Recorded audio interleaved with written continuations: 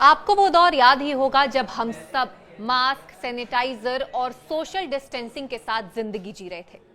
ये बात अब हम इसलिए कर रहे हैं क्योंकि कोरोना वायरस एक बार फिर सुर्खियों में है।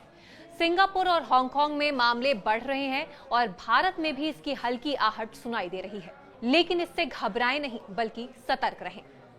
मई 2025 की बात करें तो भारत में कोरोना के मामले बढ़ रहे हैं, लेकिन स्थिति अभी काबू में है।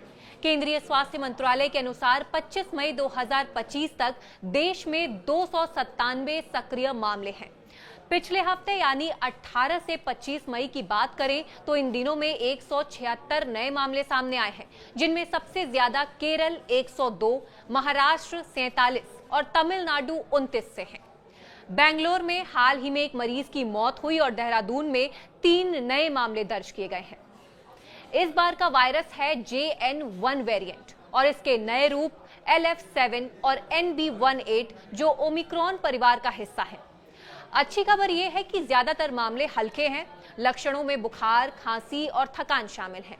बहुत कम लोगों की अस्पताल में भर्ती होने की नौबत पड़ी है, लेकिन सिंगापुर में 27 अप्रैल से 3 मई के बीच 14,200 मामले आए, जो पिछले हफ्ते से 28% ज्यादा है।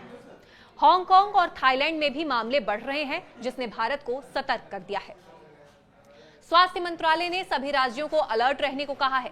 दिल्ली, बेंगलोर और देहरादून जैसे शहरों में अस्पतालों को अतिरिक्त बेड और टेस्टिंग किट तैयार रखने के निर्देश हैं।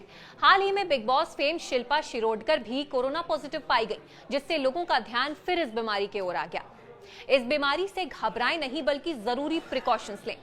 मास्क पहने, खासकर भीड़ भाड़ वाली जगहों पर।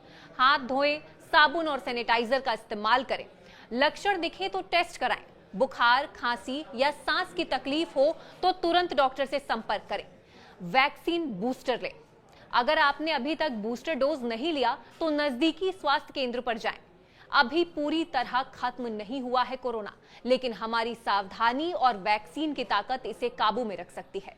2020 में हमने इसे हराया था और अब भी हम जरूरी प्रिकॉशंस लेकर इसे हरा सकते हैं।